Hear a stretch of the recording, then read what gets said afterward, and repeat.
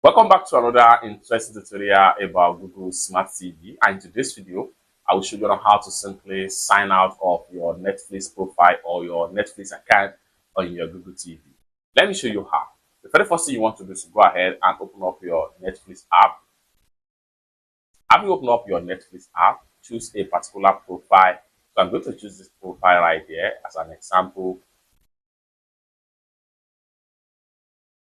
Then after you open up a profile, next thing we want to do here is to go ahead and the next thing we want to do is to navigate to the top right here. We'll go ahead and come to the profile section.